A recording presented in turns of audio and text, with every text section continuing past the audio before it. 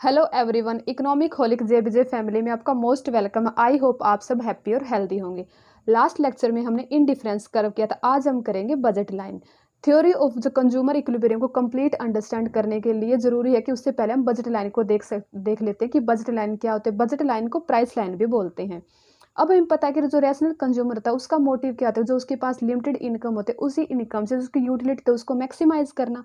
लेकिन कुछ एक वेरिएबल होते हैं जो उसको उस पॉइंट से जाने तक रोक देते हैं या फिर उस पॉइंट से आगे बढ़ने के लिए कंज्यूमर पे क्या कंस्टेंट लग जाते हैं, बाउंडेशन लग जाती है। और वो चीज़ें क्या होती है या फिर कौन से वेरिएबल होते हैं वो हम बजट लाइन में करेंगे। तो बजट लाइन क्या होता है? बजट लाइन दो गुड्स के उन डिफरेंट डिफरेंट कॉम्बिनेशन को प्रेजेंट करती है जिसको कंज्यूमर जो अपनी जो लिमिटेड इनकम होती है, गिवन प्राइस होते हैं, उस पे क्या है परचेज कर सकता है, अटेन कर सकता है। अब क्या है कि बजट लाइन के कुछ एक अजम्पशंस होते हैं जिसको क्या है कि एक तरीके से मान के ही एक बजट लाइन को हम आगे लेके चलेंगे। इसमें फर्स्ट क्या है कि बजट लाइन सिर्फ क्या है टू कम्युनिटीज़ के बारे में बताती है।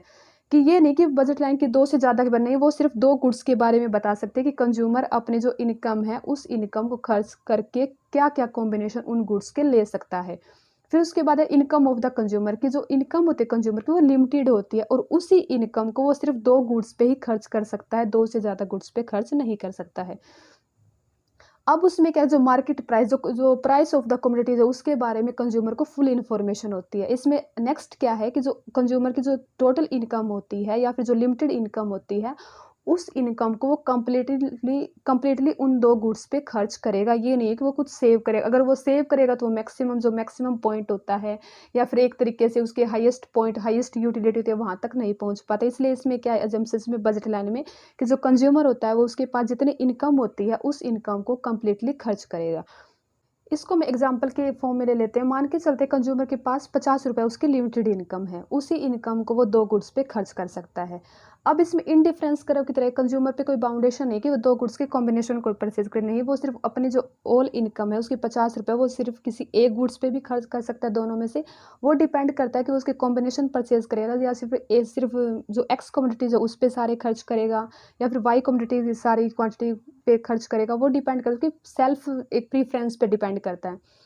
इसमें जैसे मान के चलते हैं कि जो कंज्यूमर 50 रुपये है, जो उसमें क्या है कि वो दो गुड्स परचेज करनी है उसको। फर्स्ट इसमें क्या क्रीम बिस्किट मान लेते हैं, सेकंड इसमें प्लेन बिस्किट मान लेते हैं।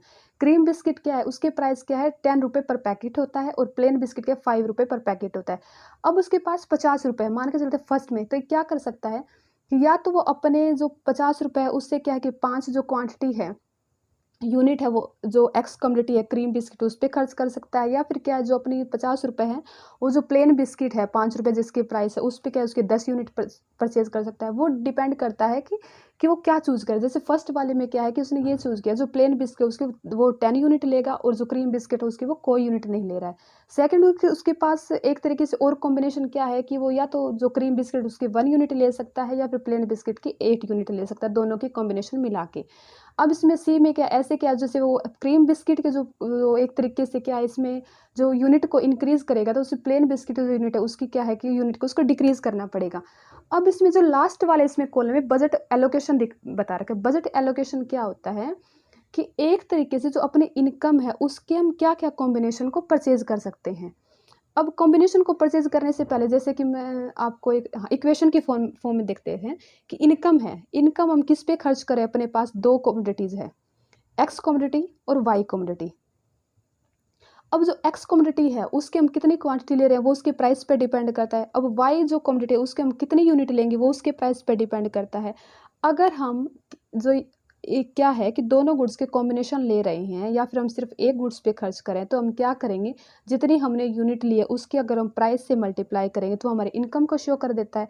अगर हम दो गुड्स के प्राइस के बारे में बात करें तो यहाँ पे क्या है जो प्राइस ऑफ एक्स है उसको क्या है कि उसकी क्वांटिटी है जितनी भी यूनिट हम ले रहे हैं उससे मल्टीप्लाई कर देंगे, प्लस में क्या जो सेकंड हमारे पास कमोडिटी है उसकी जो क्वांटिटी है उसको हम उसके प्राइस से जो मल्टीप्लाई करेंगे जो सम करेंगे तो अपने पास इनकम आ जाएगी। तो इनकम का जिसमें क्या है जो इनकम कंस्टेंट जो कंस्टेंट बनता है दो गुड्स का वो क्या बन के आता है, वो इनकम इज इक्वल टू क्या पी एक्स क्या प्राइस ऑफ एक्स कमोडिटी, क्यों क्या है कि जो quantity of x commodity plus में क्या है जो प्राइस ऑफ वाई उसके गुड्स की आ जाता है क्वांटिटी ऑफ वाई। जब इन दोनों को क्या ये एक तरीके से जो कंज्यूमर की होल इनकम को दिखा रहे हैं कि उसके पास लिमिटेड इनकम इतनी ही है।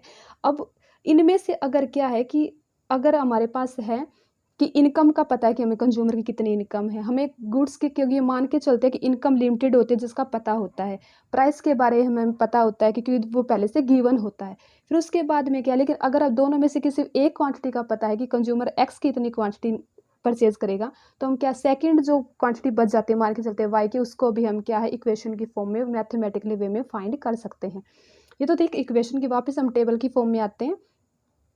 अब इसमें क्या है कि हम देखते हैं कि इसमें ये डिफरेंट क्या है, कॉम्बिनेशन दिखा रखा है कि क्या है कि स्टार्टिंग में क्या है कि वो जीरो जो एक्स क्वांटिटी है कमोडिटी है उसकी ले रहा है, फिर उसकी 10 यूनिट ले रहा है। सेकंड वाले जो उसमें क्या है कि उसमें सिर्फ फर्स्ट परचेज यूनिट परचेज करा है, सेकंड वाले की 8 यूनिट परचेज करेगी। ये कुछ एक उसकी कॉम्बिनेशन क्या है कि 0 10 1 8 2 6 3 4 और 4 2 5 0।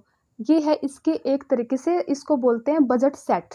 बजट सेट क्या, जो दो गुड्स के डिफरेंट कॉम्बिनेशन बनते हैं उसको जो अपने कंज्यूमर है, जो अपनी लिमिटेड इनकम है, गिवन प्राइस है, उस पे कंज्यूम कर सकता है, परचेज कर सकता है, जो कॉम्बिनेशन बन के आता है उसको बोलते हैं बजट सेट।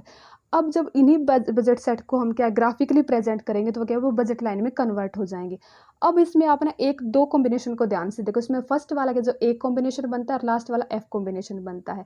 इसमें क्या जो एक कॉम्बिनेशन क्या है वो सारे के सारे जो अपनी इनकम है लिमिटेड इनकम उसको क्या है वो वाई गुड्स परचेज करने में लगा रहा है। सेकंड इसमें लास्ट वाले में जो एफ जो कॉम्बिनेशन बनता है उस पर क्या अपनी सारी इनकम को, लिमिटेड इनकम को वो सिर्फ एक्स जो कम्युनिटी उस पर परचेज करने के लिए लगा रहा है।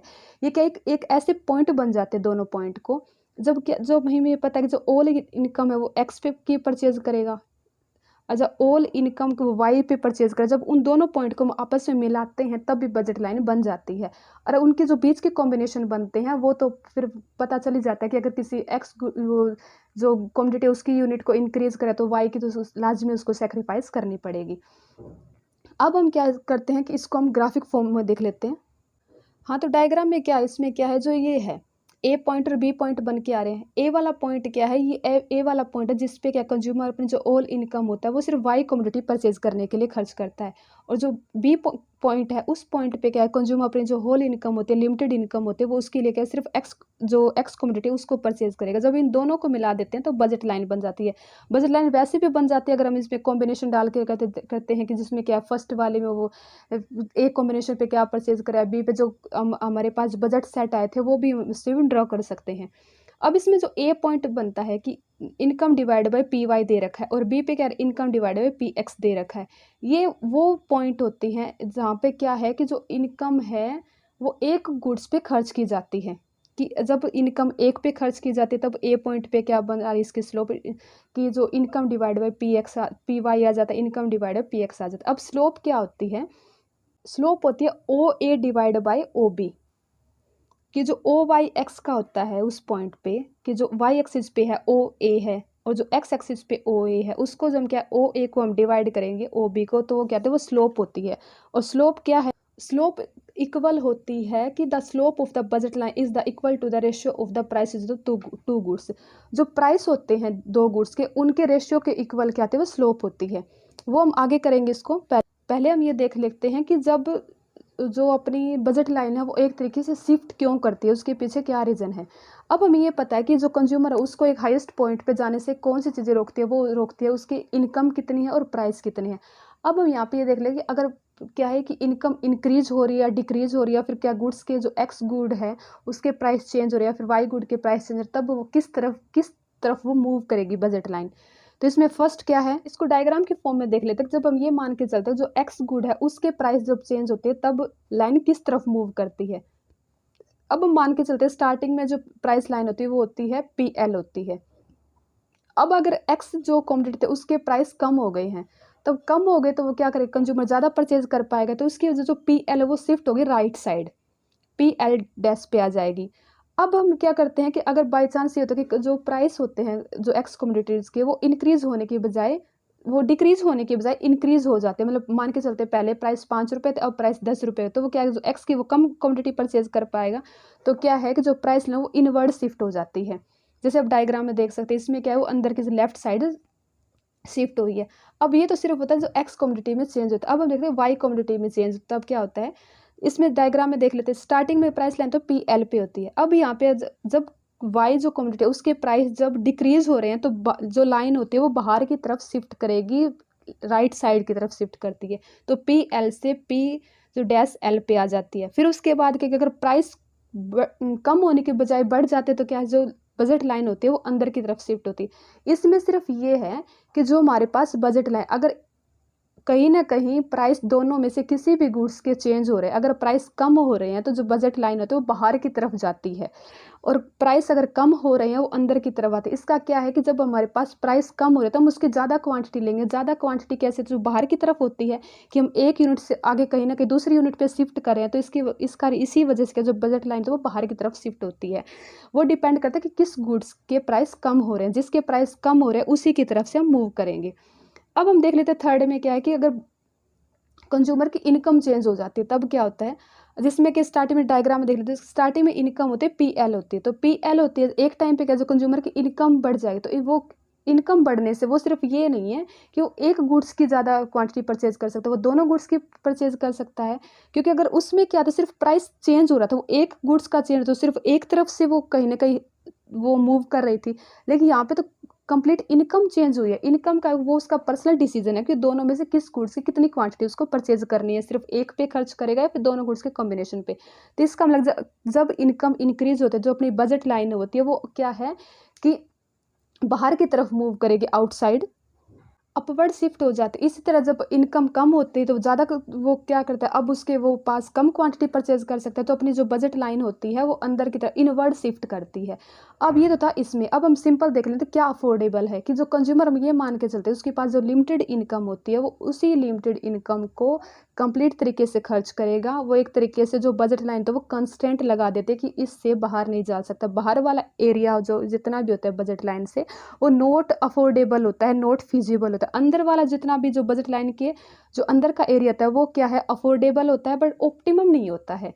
क्योंकि उस पर क्या है, वो कंप्लीट इनकम भी खर्च नहीं करे, कंप्लीट इनकम नहीं खर्च करे तो उसके पास क्या है कि जो हाइयर जो मैक्सिमम यूटिलिटी है वो नहीं मिले। इसकी वजह से इसको बोलते हैं कि जो अंदर वाला एरिया होता है वो अफोर्डेबल तो होता है बट क्या इसमें नॉट ऑप्टिमम होता है। तो ऑप्टिमम के लिए वो क्या करता है, जो कंज्यूमर था उससे जो बजट लाइन का कोई भी कॉम्बिनेशन है उसको चूज करेगा।